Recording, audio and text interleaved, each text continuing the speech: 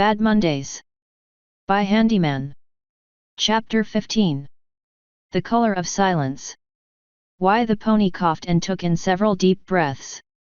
You. She said at last, venom dripping from the word. Handy stood there looking at the mare for some time. Red. Red. Red. Where do I know a red pony from? His mind tried to pin the mare down. She seemed awfully familiar, but he couldn't quite place where he knew her from. Either way, she seemed to know him. Which wasn't surprising, honestly. He shook his head and peered closer. The mare's eyes were bloodshot to complement her extremely worn appearance. Gears turned in his head. He said. Nope. He decided. Too generic, don't think I recall thee, miss. The pony's eyes bulged at that, one eye blinking before the other. Twitching. Why you? Don't. Not even after. The pony slowly walked forward, almost stumbling, and pawed weakly at the hem of Handy's cloak, as if trying to grab it. She looked like she could barely stand. See crimson. S shade. You. Ruined it. She said, voice breaking on the last two words as she struggled to stay on her hooves. Handy looked down quizzically at her. Ruined what? I am sorry, madam, but I do not recall ever meeting thee, he said. The mare tried to speak, only succeeding in opening and closing her mouth like a stupefied fish and shaking with what could only be frustration. Handy rubbed his forehead. Nope, not today. He didn't feel like dealing with a crazy equine this close to going home to Skymount. He turned to the bamboozled store mare, who was clearly trying to understand what this was about. My apologies, noble madam, I shall remove myself from thy store. I know not what this unsightly disruption is, but it appears I am the cause. Excuse me. He said with a quick nod of the head as he walked out of the store. Hey. Crimson said as she twisted to turn after the human, misplacing a hoof and face planting herself, groaning as she got back up. I'm not done with you. But I am more than done with thee, milady Crimson. Handy said over his shoulder as he turned down the street. Something was niggling at the back of his head about the pony, but honestly, fuck it, he just wanted to go somewhere else to find something else to do.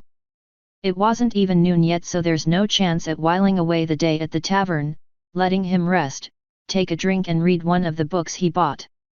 I will not be denied. He heard the trot of hooves behind him. I did not just run to Gethrenia and back just so you can ignore me, she protested. Handy turned his head to regard her over his shoulder, an eyebrow raised. What in the nine hells were thee doing going to Gethrenia and back for? Is that why thou art such a mess? Handy asked, still walking. They were causing ponies to regard them as they passed, which to be fair is something Handy was more than a little used to. You? Me? Yes. She said, groaning with the effort. He heard the mare stumble before regaining her stride. He turned back to face front again. Great, so a pony ran to Gethrenia after him. For some reason. I've been following you. Have thee been stalking me? Handy said, turning around. It is not stalking. Thou hast followed me across a country and back. One does not do that without cause. Honestly, who stalks a vampire? Hey, see that guy over there, who could turn on us at any minute and drain us of our life blood? Let's follow him around. Sounds like a good idea, right? I have cause. What possible cause could thee have to follow me around? Because I am bringing you back home with me if it's the last thing I do. She shouted, stomping a hoof to the ground for emphasis. Handy just stared, the most stupid look on his face. Several of the ponies in the street paused to regard the situation. Handy sighed. The mare stared at him angrily, as if she did not hear what she just said. My apologies, milady Crimson, I am simply not interested right now. Please desist with thy persistence, it shall not end as you wish it. He said simply as he turned to walk on. What? No. Stop! She shouted. Handy rubbed his forehead as he went along, turning this way and that, hoping the pony would just collapse and leave him in peace. Honestly, what the hell? He heard the flutter of wings and looked up. He saw nothing, but he had the sneaking suspicion he knew what it was. The Pegasi rarely flew in the skies above the capital city, meaning it was probably a guard. Which meant that he was being tailed. He rolled his eyes, not as if he could call them out on it, but damn, couldn't you ponies be a bit more subtle? The pony was still shouting at him as he walked along. More than once she tried tugging on his cloak to stop him, but failing miserably, he sincerely considered just turning around and booting the pony in the face. Except, you know, her being a woman and all. She had grasped the hem of his cloak in her muzzle and planted all four hooves on the ground. He just pulled her along, the pony clearly too weak to prove more than a mere nuisance to him. Physically at least. SHOP. IMHFNF. Just keep walking. SHHOP. She'll let go eventually. He said under his breath. He heard the telltale sparks of magic. He looked over his shoulder. The pony was trying to summon magic to aid in overcoming him, but clearly could not manage anything. Honestly, it was pathetic to look at. Is there a problem here? Handy stopped as he regarded the owner of the voice. He stood before a pair of gold cloaks, Royal Melita of Canterlot. The pair of ponies lacked the helmets of the royal guards of the palace, wearing a gorget of gold and some light mail hauberks over their torsos and necks, their signature gold-colored cloaks covering their backs. Both of them carried short spears with bill hooks. Well, short for humans that was. The stark white, red-maned mare with the teal-green eyes had what looked like a wax seal on her gorget with a long inscripted piece of paper fluttering from it on the breeze. Handy interpreted that as meaning she was the more senior of the two. "Ah yes, officer." Handy began. The two militia ponies glared up at him. Oh, intimidating. Handy was clearly shaking in his boots. Handy gripped his cloak and pulled. Crimson gasped as it was ripped from her mouth. "I pray your assistance, this mare has been harassing me all morning," he said. If he couldn't take care of the little nag himself, he might as well get her in trouble. The young-looking stallion looked between the two before turning to the human. "What did you do to her?" he accused. "Racist. I didst nothing." "Stop lying!" Crimson shouted.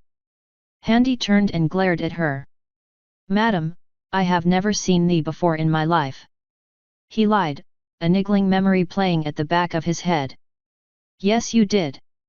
How could you forget that night?" "Night?" the militia mayor inquired. "I have seen a lot of nights, milady, could thee be a tad more specific?" "Oh ho ho ho, you know what I am talking about." Crimson pointed accusingly at the human, seemingly oblivious to the pair of law enforcers standing right beside them at the street corner. "Ma'am, I really do not have the time to be dealing with a stalker." "Stalker?" the young stallion said, sharing a confused glance with his superior. "I am not stalking." "Then what would thee call it?" "Getting back what's mine." "I have nothing of thine." "You are mine." What? The guard pony stuttered, her subordinate snickering. "Thou hast crossed a country twice in folly." "I am not thine." "Desist." "No. Not when I am this close." Handy turned to the gold cloaks. "Pray, please detain this mad mare, I refuse to suffer this indignity further." Handy said, eyeing the rooftops as inconspicuously as he could. "I don't think this is a matter for the guard mare said, the most confused look on her face. Handy glared down at her. "I knew the guards of Equestria were incompetent, but to just ignore harassment? Inconceivable, thou shouldst be ashamed," he said truthfully before storming off. The guard mare scowled after him. Hey! Get back here!" the red pony shouted as she trotted after him. The guards looked as they went on before the sergeant let out a breath. "They don't pay us enough for this." Her subordinate laughed. == Red. A fluttering cloak, a kind stallion, the desert's merciless heat. Left, he thought, ignoring the pony flinging profanity at him. The crowds grew thin and the streets dirtier and more nondescript. Red. A hot sun, the gleam of a minotaur's axe, a bloody mist. Right, he thought again, checking the rooftops. Good. It seems he has lost them. He was confident he had lost his tail quite a while ago, but it didn't hurt to be safe.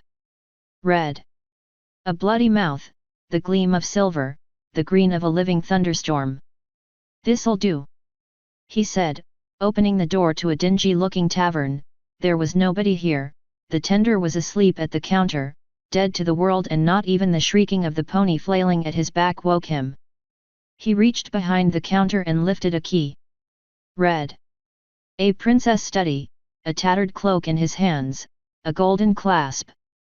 Now, he thought, gritting his teeth in anger.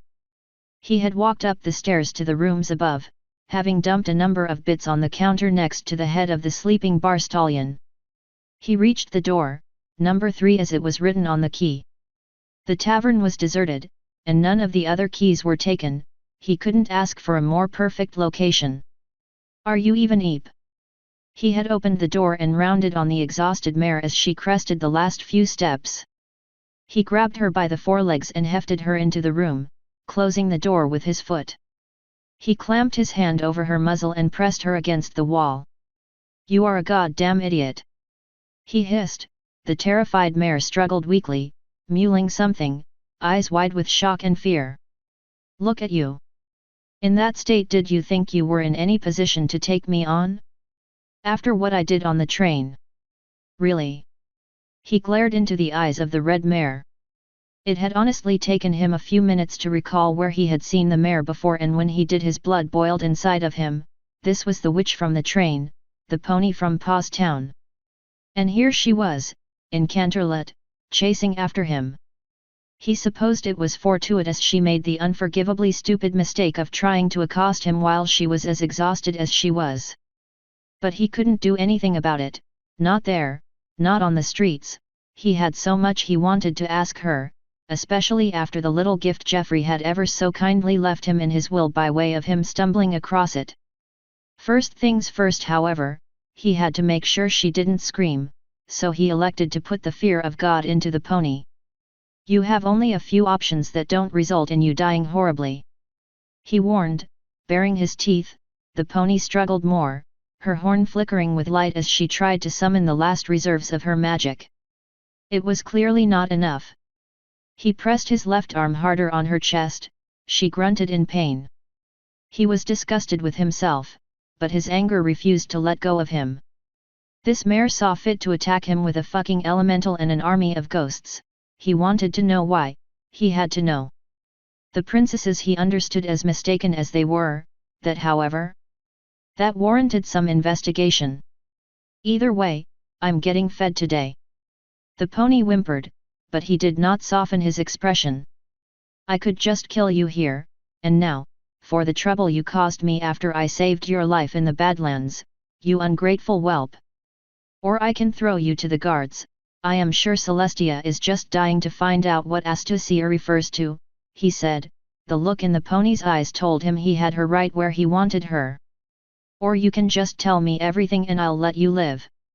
I can even guarantee your safety if you'd like, but first, he squeezed tighter still, loosening his hand ever so slightly off of her mouth. Why are you following me? He hissed.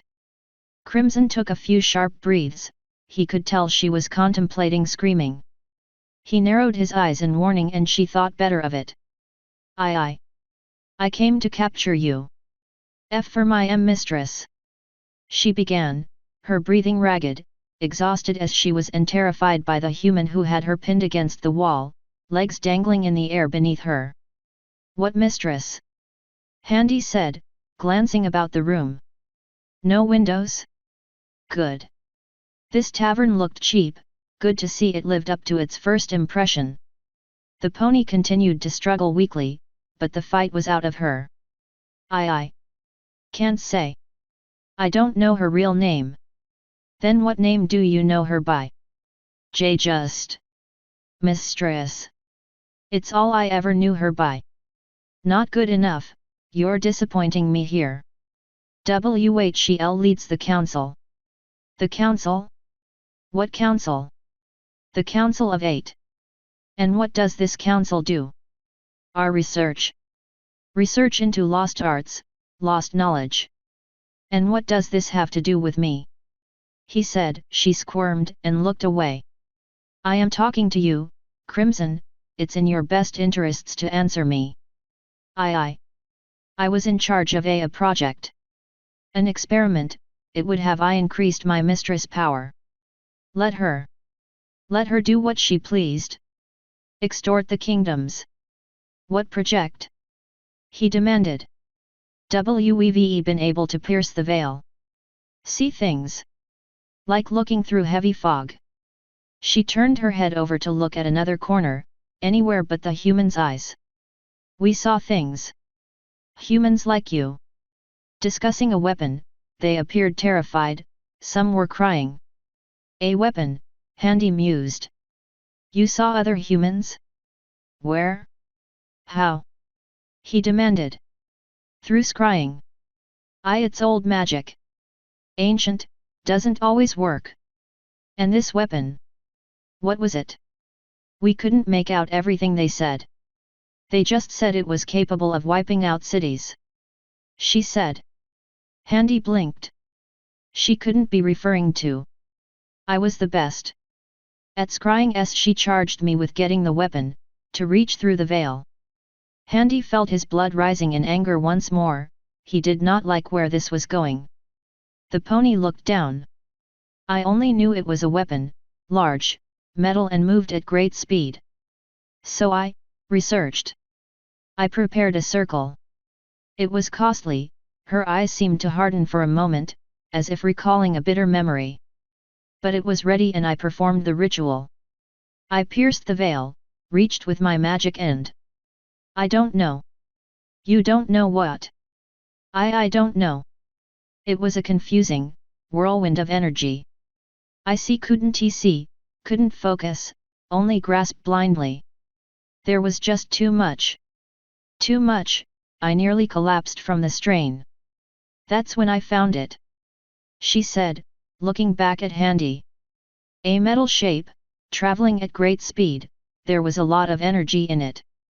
No. I reached and tried to extend my magic, no way. I grabbed it. I could feel my magic flooding into it. The sudden storm on the drive home. And pulled. She looked fearfully into his eyes and he merely glared back. Honestly, Handy did not know what he felt. Angry? Confused? Indignant? Amused? The pony tried to steal a nuke. She apparently concocted a great ritual and went through tremendous effort only to pull him through instead. It's hard to know what to feel about being mistaken for a nuke. Complimented? Insulted? He honestly did not know. What he did know was that he now had the pony ultimately responsible for everything, his arrival here, his exposure to pain, suffering, madness and vampirism. Every ache, every bruise, every burning moment of impotent fury at the universe, every sting of fear, every curse, every fault and failing since he got here, everything. And here she was, right at his hands, in an empty tavern, in a nameless street, all alone and not a damn thing she could do about it. He should probably just snap her neck on sheer principle alone, he was now certainly angry enough to do it. Slowly, he gripped the pony's neck with one hand, moving the other into place at the side of her head. The mare struggled fruitlessly as she saw the hatred burning in his eyes. But he stopped, just as she was losing her breath. He gripped her forelegs and lowered her to the ground. You have caused me quite a lot of trouble. His voice eerily calm as he admonished Crimson. He squatted down to look the pony at her eye level, she was now breathing quite heavily, her pupils pinpricks. Why? He asked, the hair on Crimson's withers rose as a chill went down her spine. What? I told you. Because mistress. Yes, her. Why? He asked, he could tell the pony was not following him, so he asked again. Why did you seek to please her? To summon me to this land by accident? He placed his hand on her head, forcing her to look him in the eye. She shook. I have always served her, she said, her eyes turned away even though her head could not. Ever since I was a child, it's what I've always did. Why? He pressed. She had gone through rather a lot of trouble to find him again after the train. One would think she'd just go and report back to her mistress about her failure. She did not. Perhaps he could use that. It's all I've ever known. I research, I help her, I serve her and the council. Her eyes were darting and he could see her brow furrowing. Evidently this is one question she had not asked herself too often before. I failed her and could not go back to her empty-hoofed. Why? She would have been disappointed. She seemed to flinch, her ear flicked. Interesting. Disappointed. Handy allowed his voice to change to one of curiosity, sensing he now had the pony in a position more malleable to his intent. She noticed. She doesn't like being disappointed. She coughed. I tried finding you, although I did not know where you were. What you were at the time. Mistress grew displeased, wasting resources she had said, deciding to move on and not bother looking for you anymore. It's why she paid the Minotaur. Resources? He asked. She looked down again, studying the floor. Me? She said after a moment. Suddenly it clicked, always served her, never knowing her name, all she's ever known in life, feared displeasing her more than dying due to exposure? Little Miss Sunshine here was a slave. Granted one with a ludicrous amount of power, what do you have to do to someone like that to command such unending fear and respect? Surely she could just as easily bugger off and do her own thing? He'd have to ask her about that later. Right now he was going to exploit this. And you sought to chase me across a country and back, so that you wouldn't disappoint her. I used a lot of the power she gave me in order to capture you. I wasted it, I wasted so much. She would have been so angry, she looked to be on the verge of tears. Well, here we go then. I have good news for thee then, my dear. Handy said. The pony looked up slowly. I will not kill you, he said, ruffling her mane. She looked confused, then concerned. But I can't go to the guards. No, Handy admitted. You probably don't want to be at the princess's tender mercies, he said. Seeing as it took 4 Griffin Kings to protect me from them, I'd rather doubt you'd fare nearly as well. She flinched as if she was struck. Ah, the effects little lies can have. But I can let you go, back to your mistress. Would you like that? He said. The pony shuffled. She moved as if to nod but stopped mid-motion, uncertainty in her eyes. I can offer you a choice, you know. He added. Crimson looked up. It'll cost you, of course. But not too much, and I swear I'll never lay a hand on you so long as I live, so help me God. Unlike her, she studied his face, as if trying to find some hint of a trap. His expression was stony and unmoving. You'll be safe, and far away from your mistress, far away from Celestia. I don't know, she said, eyes darting. You can always say no. And I'll walk out this door, right now, and leave you in peace. So you can return to your mistress. Why not twist the knife some more? He knew he had her. She clenched her teeth, thinking hard. What's the price? She asked. Excellent. He smiled. A pint is all I ask for, and I'll forgive you for all the wrongs you have done me and take you under my protection. Is that fair? He asked. She looked at him quizzically. You want me to give you a drink? She said, the expression on her face was priceless. Yes. He said with sincerity. It's all I ask, and I'll give you safe asylum. If that's too much. And no. she said, then caught herself. I mean. If that's all you're not lying, are you? No. You can keep me safe. Yes. Okay. She said at length. I don't have the bits right now, but I'll get you a pint, just give me an hour, I might. I'm sorry, Crimson, but I was not referring to alcohol. He said. She looked up. But then? What were you? She asked. His smile revealed his teeth. Something a tad more vital. She looked at him in utter terror. I did say it would cost you. This is all I ask in return for everything I offer you. You can always leave. She just stared at his fangs for a long moment, glancing at the door a number of times. He had long since removed his hand from her head. He did actually mean it, he would let her leave if she chose to. But he had offered her the next best thing to freedom, and her choices were, what? A dungeon? Her mistress loving care? The streets? She had no life out there. So confident was he that she'd accept that he had not felt the slightest temptation to go back on his word. Will it hurt? At first. Handy said. You'll probably feel very tired after it. She looked at the door for a long time.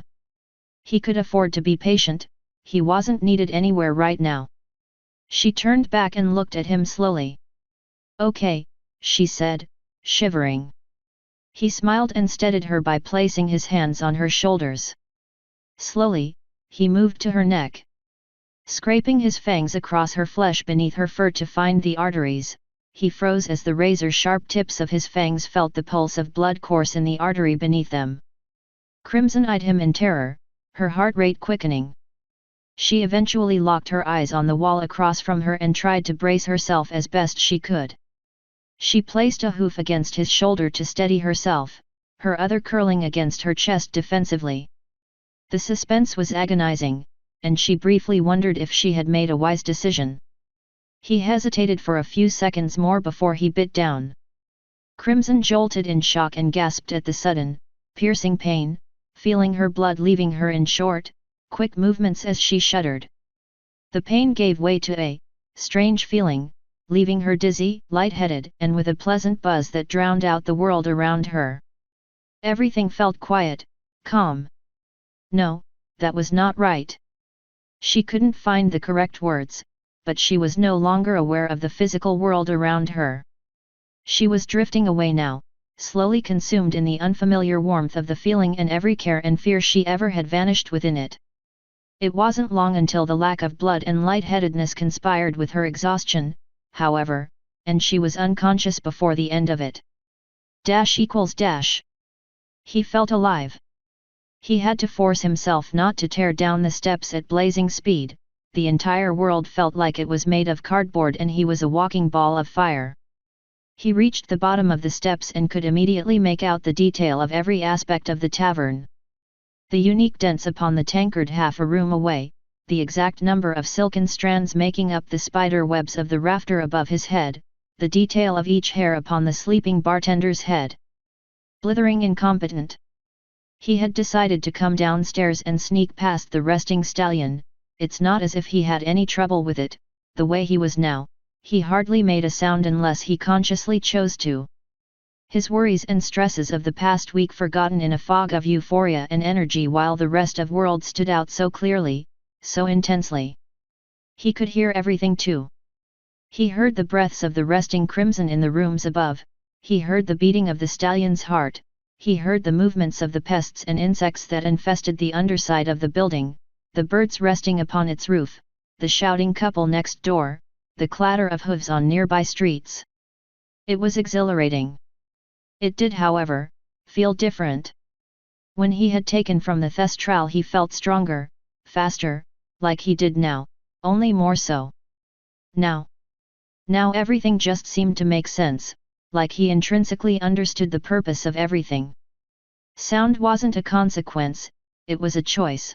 To be perceptive is to merely breathe, and to know is the natural state of affairs. It was like he could see something and see beyond it, the strands of existence hanging upon the air, the ethereal strings of heaven which permeated everything. Such strange sights! He had went to fetch a platter, filled several bowls full of water and taken a number of rolls of bread along with some butter. He figured Crimson was going to need a lot of fluids when she awoke, and she was beyond exhausted even before he got a hold of her, hence the food. So he had decided to leave her with a gift. He returned from the abysmally small kitchen and walked past the stallion. He paused, looking at the grey earth pony. He's already asleep, he thought. I could always. No. Don't be greedy, the less the better. He continued up to the room and left the platter of water and food on the small wooden table across from the bed. Crimson snored and he scowled at her. He considered the possibility she might go back on the deal he had made with her. He did have the mail gloves he wore under his gauntlets with him, and they were in his pack. The mail would stop her magic if he tied it around her horn. He considered it. Then decided against it. He left the key to the room by the water along with a short note, informing her that he'd drop by later that night to check on her, informing her she'd be better off taking the food and water here and getting some more rest. He left the tavern noiselessly. Before he came to Canterlot he had come across a mysterious book he could not read and questions he could not answer. Now he had answers and someone who could read the book. It was a most fortunate day, even the little hiccup he had with the gold cloaks would prove serendipitous. Sure, he had been caught off guard and feared his plan to interrogate Crimson in private would be derailed, thereby deciding to see if he could get her arrested to at least save his own hide. No, instead it resulted in an embarrassing misunderstanding. But one that would throw off all suspicion. While the equestrian authorities would titter away, he'd steal from them the third party to the Equestrian Express incident right from under their noses. All in all, a productive Tuesday. Wouldn't one say? == Sparks had lost the human. How in the hell did he lose the human? He had been careful to tail the human since he left the castle grounds, ordered to stay out of sight so that he wouldn't suspect anything. So he did, keeping to the rooftops and always observing the human from behind. There were a few close calls when he feared the human may have heard him, but he was sure that the knight had not. He hadn't worn his armor, fearing the human would hear him if he moved in the metal, but kept his cloak affixed tightly about his neck, so that he wouldn't be stopped and questioned by his comrades. It had been an interesting series of events to be sure. The human seemed to have just been traveling through the city exploring, stopping at one shop or another until he disappeared within the bookstore for over an hour. He had taken flight then, just to make sure the human didn't slip his notice by exiting the store through the back. Thankfully he needn't have bothered. A rather unfortunate-looking red pony had entered the store, moments before the human left it with that same pony chasing after him. It was amusing. The human seemed quite annoyed at the mystery pony and tried to lose her, eventually culminating in being stopped by a pair of gold cloaks who eventually let them be on their way. The Pegasus had descended to interrogate the young sergeant about what the human and the red pony had been discussing. What he heard was, not much use, but he could see why the gold cloaks didn't interfere. It was after that he found great difficulty in locating the human again. Once or twice he thought he spotted him again, but that ended up being a pair of white-headed griffins. He cursed himself and scoured the sector of the city he knew the human had to be in. It had been over half an hour since he last saw the bastard. Luna had charged the gold cloaks specifically to keep an eye on him, and the buck rested with him to do just that. He did not want to go back to the captain and tell him, "Sorry sir, you know that big biped with the stark white cloak you told me to follow? Kee and Da lost him." He stomped his hoof and snorted in frustration. "Horse apples!" he swore. "Language!" Sparks froze. Turning, he came face to face with the human's belt at eye level and looked up. The smug bastard had just exited the tobacconist behind them and was currently filling a wooden pipe. "Pray, got a light?" he asked, looking down at the furious Pegasus. How in the hell did he do that? There was no pony in that shop when he landed here 5 minutes ago, and here he was, walking out of it, and he didn't hear anything. Nothing that big and awkward had any business sneaking up on any pony. Sparks jumped back a step. Watch it, human. He warned, although it was merely tough talk. He left his weapons at the barracks. Doesn't mean he wasn't confident he could take the human if it came down to it, however. Oh yes, indeed I have. Good show, old boy. I almost didn't notice thee following me around earlier. He responded, sucking on the end of the pipe. Probably should go back in and ask if they have any Lucifers. Sparks was indignant. You. Arrogant. Yes, quite. Handy sighed as he emptied the pipe back into his small tobacconist packet. He figured, what the hell? He's broken every other rule he had since he got here, might as well go for broke.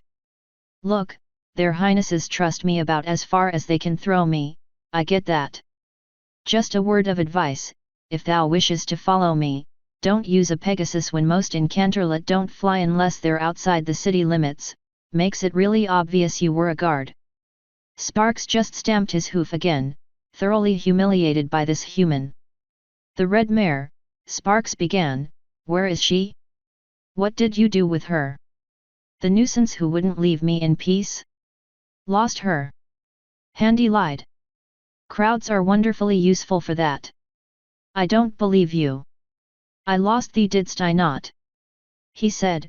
Sparks wanted to say something to that, but he couldn't find the words. The human reached up and tugged the top of his hood by way of a salute. Top of the morning to thee, he said, turning around and walking off. Do me a kindness, if thee see that red mare again, do not point her in my direction, I do so ever desire a peaceful remainder of my day.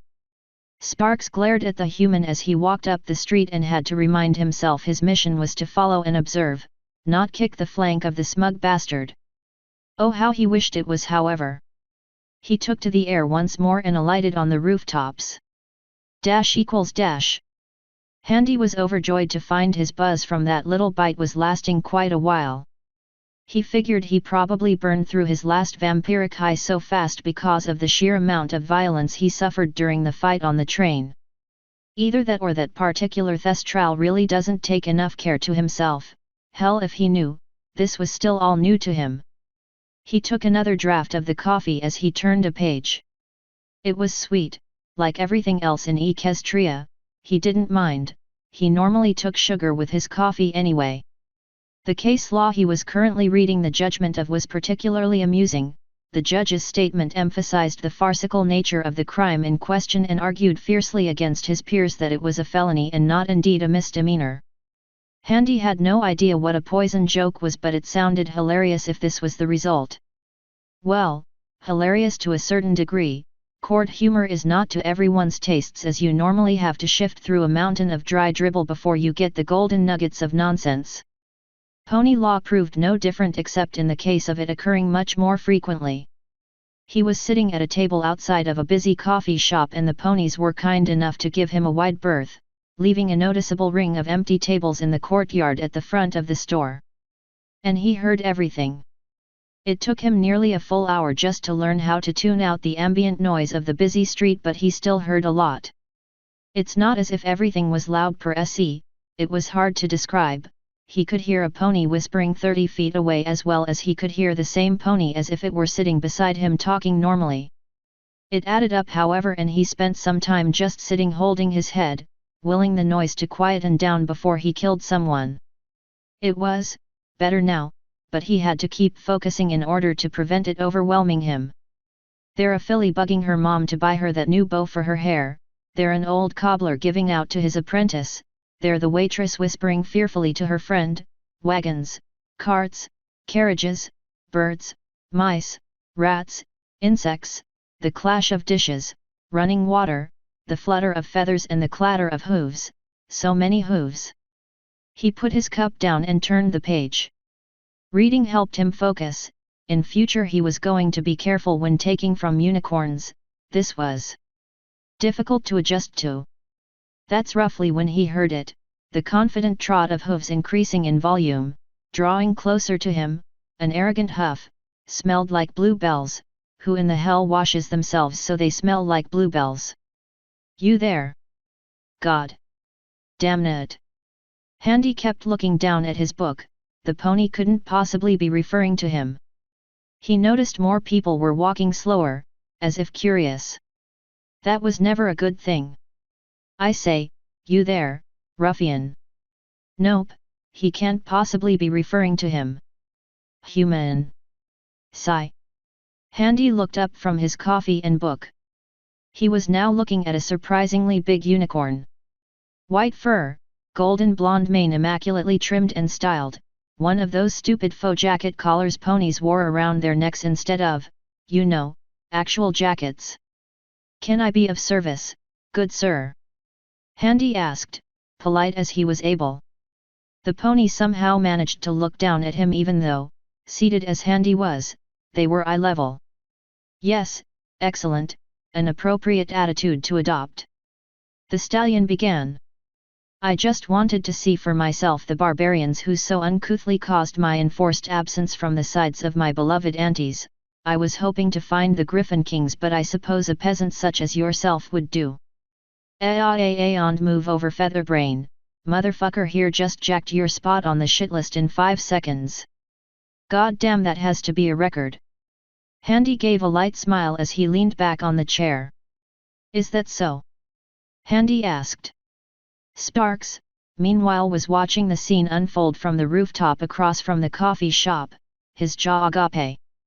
Prince Blueblood was approaching the human, worse, he was talking to him, the prince's life was in danger. He had no sense to leave well enough alone, and his lack of tact, empathy, or general likability was well known throughout Canterlot. And there he was, undoubtedly antagonizing the human, he was going to get himself killed. He had to warn some pony. Well, he did, but he didn't want to. It would be good to see the prince get what's coming to him. He waited 10 seconds before eventually sighing and taking flight. ===. Meanwhile, tea time was delicious. Luna was greatly enjoying the caramel flavor of her cup as she and her sister reclined in the gazebo of the eastern garden. Celestia was absorbed in the book she had recommended her sister as they both took a much-needed break from matters of state. Their guards were present of course, but generally kept their distance and remained unobtrusive. Several of Luna's thestrals were on duty. Normally this would be an honor, but guarding the Night Princess on the increasingly rare occasion she was up during the daytime was usually regarded as a punishment, something the princess exploited ruthlessly when guards had failed in some spectacular manner. As such, Stellar Eclipse and Sergeant Glitter Oak had been on this duty for over a month now. As had Star Shimmer and Sergeant Onyx. Shimmer muttered something about turning diurnal if this kept up before quickly getting a hoof to the back of the head by her sergeant. Eclipse preferred to look on the bright side, pun not intended, at least this meant they had the night off. They 4 of them had taken to playing poker at the trough after days such as this, and Eclipse was eager to fleece her comrades. She had a lot to make up for since that last disastrous hand that resulted in Glitter Oak taking the pot. It was normally quiet, the princess didn't have much to do during day court, even if this week was abnormally busy. For some reason they were not allowed to be in the negotiation rooms with her when the griffins were present. Of course it was obvious as to why. The human was staying in the castle, and more than once she found herself following after the creature.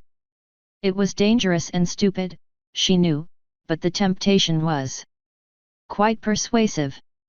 She had managed to avoid getting caught, but the human had noticed her on more than one occasion and she had to back off. So now here she was, listening to Glitter Oak blather on about armor itch, a common problem many guards' ponies had to deal with, but his was just so much more intolerable and he had to express it. Honestly, she wished they were closer to the princess so she could overhear him and give him a reprimand. For her peace if nothing else.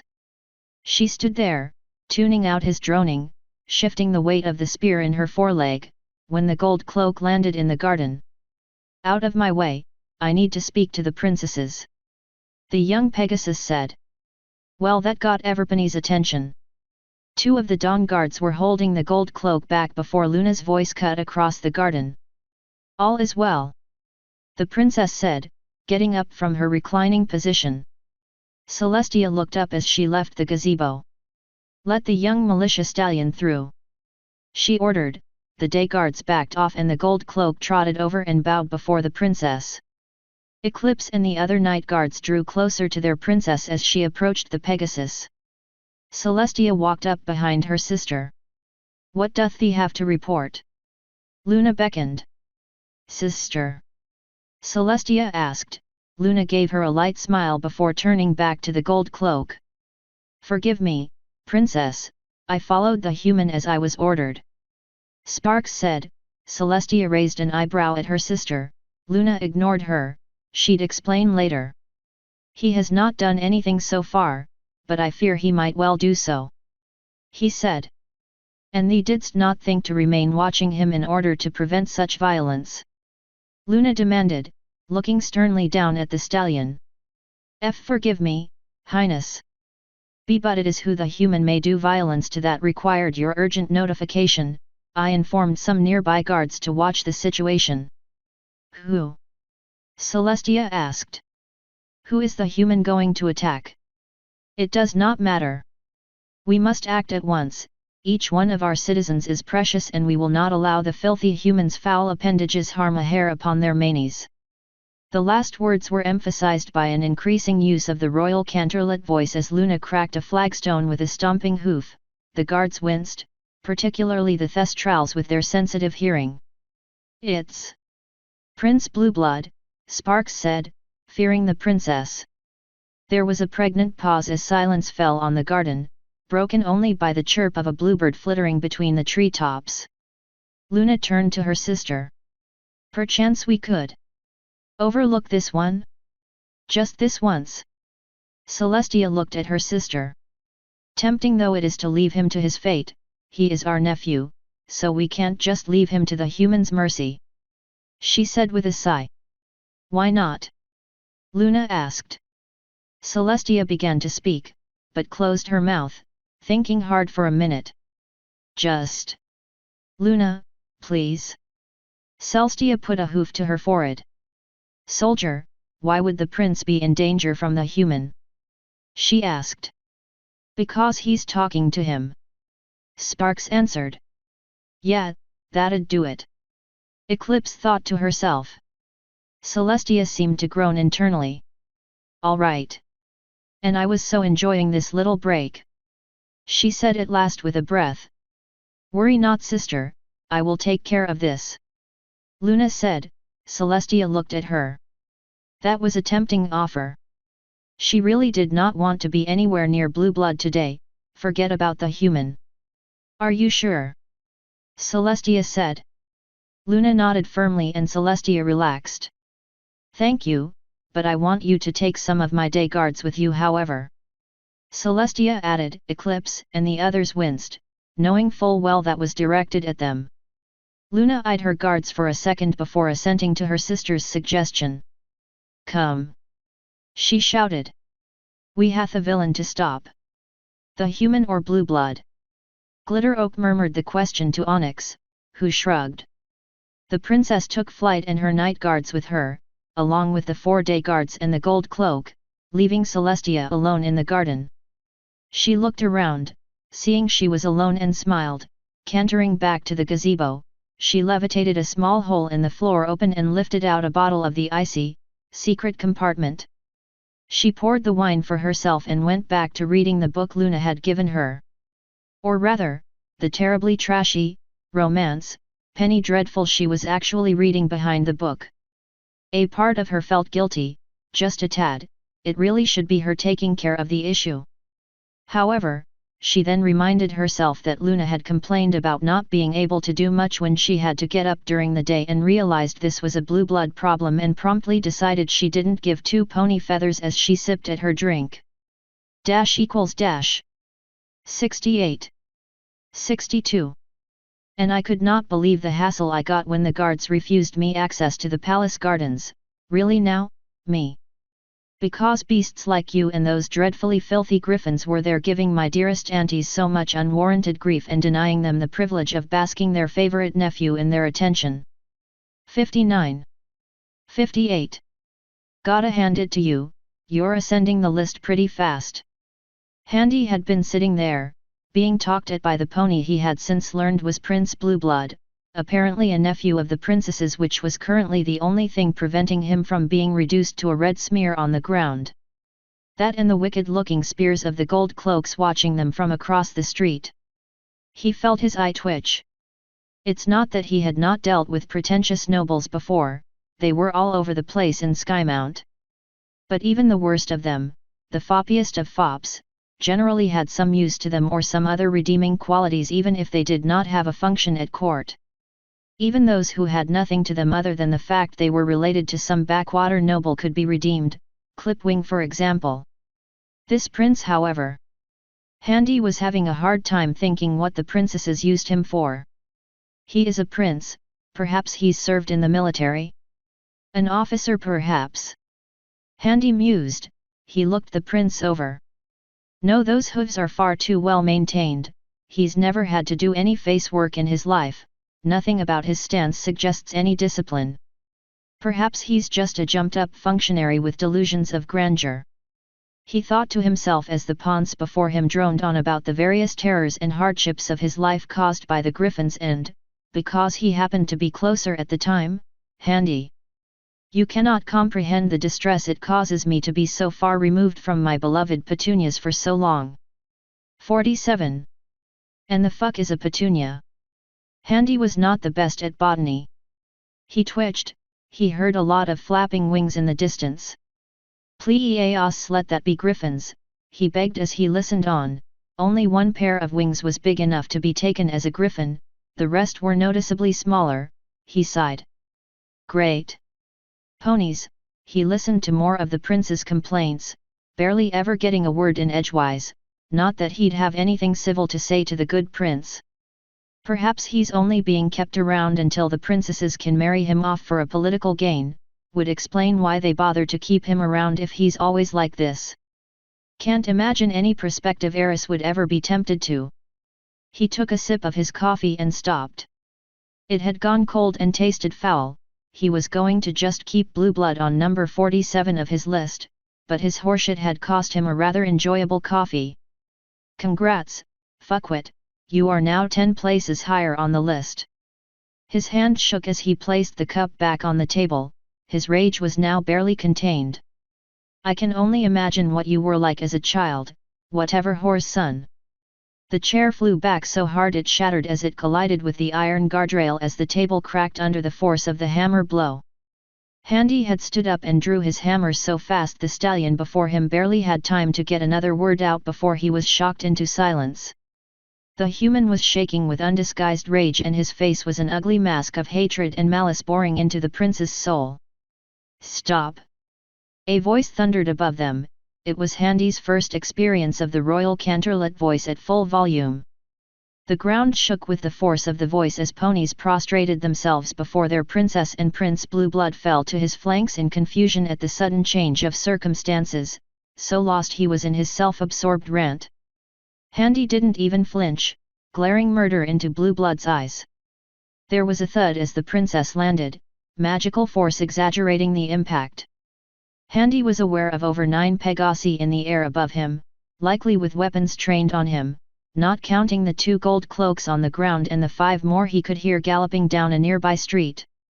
He sniffed, some of those guards were familiar to him, he was certain, but he did not look up, so intent was he on murdering this son of a bitch. He had taken a step forward and he saw the now terrified Blueblood squirm backwards. Auntie! Don't you dare! Handy warned. Don't you dare try to get out of this.